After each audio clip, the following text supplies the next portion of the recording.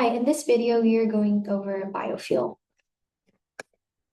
On our agenda, we are going to go over specifically biobutanol and the cultivation, production, development status, impact on carbon footprint, economic impact, public implications, current analysis, and finally, a plan of action should funding not be an obstacle. So biofuels are transportation fuels made from biomass and are renewable. They typically have petroleum counterparts and they have to be compliant with current engine and fuel needs. According to L.G. Roberts and T.J. Patterson, biobutanol is a four-carbon molecule and is a harmful alcoholic fuel. With oxygen, biobutanol is a colorless liquid fuel and can burn, easily degraded and quickly digested by the body, so please do not ingest, and derived from algae or bacteria rather than plant or animal fats like biodiesel. On the right, you can see a molecule of butanol fuel. As for the cultivation and production of biobutanol, cultivation is where butanol is sourced from. So feedstock selection, it's going to be sourced from corn, sugar, wheat, and lignocellulosic biomass. The lignocellulosic needs to be broken down into simple sugars, which you can see on the right under processing. And algae-based biomass, it's going to go through another process called lipid extraction.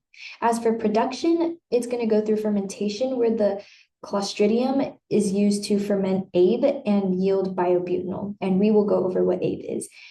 Separation and purification, it's going to be separated from the fermentation broth and going to go through distillation like gas stripping, membrane filtration, and absorption.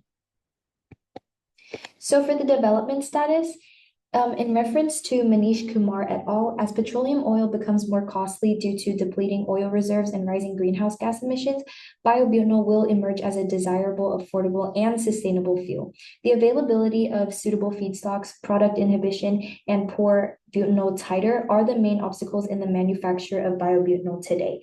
So numerous genetic engineering techniques, metabolic engineering tactics, and potential integrated continuous fermentation systems with effective product recovery procedures are being used to overcome these obstacles. Clostridium is being investigated as a potential strain to generate biobutanol from cellulosic materials in this regard. So on the right, you can see from Zhang Shi et al., this is the development status today for butanol. As for the carbon footprint stated by Sani Vasanen et al., acetone synthesis from this process will also increase biobutanol production using the Abe technique, and it will increase significantly. In this scenario, price of acetone might drop and there might not be a need for all of the acetone if the additional acetone output is not decreased or if acetone consumption does not rise at the same rate.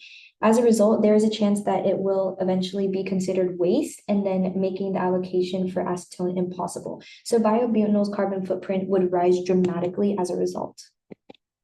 For the economic impact, as was reported by Penn State College of Economics, to build a facility to create 48 million gallons of biobutanol costs $162 million in today's economy. So with all of these numbers said, cost of production, return of investment, expansion, with a 5-year payback period and a 19.87% return on investment, this type of information might persuade a venture capitalist to fund the construction of a butanol plant. But since on the left, this was a computer simulation, it would need to be updated to reflect current costs. And in the diagram, you can see acetone butanol ethanol, which is called Abe, production from wheat straw to yield butanol. So public implications and current analysis. The pros is that biobutanol is a non-corrosive biofuel, and it does not harm pipelines or engines, and it is high in octane levels, so it has zero to little loss in fuel mileage and higher energy per unit content than methanol and ethanol combined. So recommendations are to expand sustainable feedstock sources because, as mentioned before, that is where butanol is sourced from.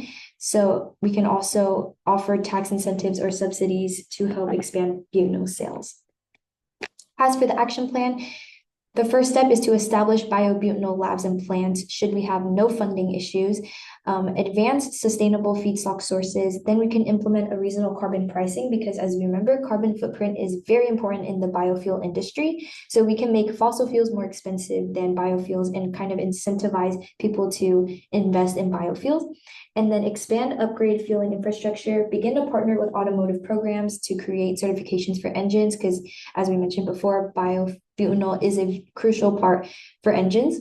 Ensure carbon footprint tracking, launch publicly and introduce biobutanol ready vehicles and certifications. And last but not least, continue promoting industry. So hosting workshops, programs, create renewable energy innovation funds, and provide research opportunities to really emphasize biofuel in today's economy.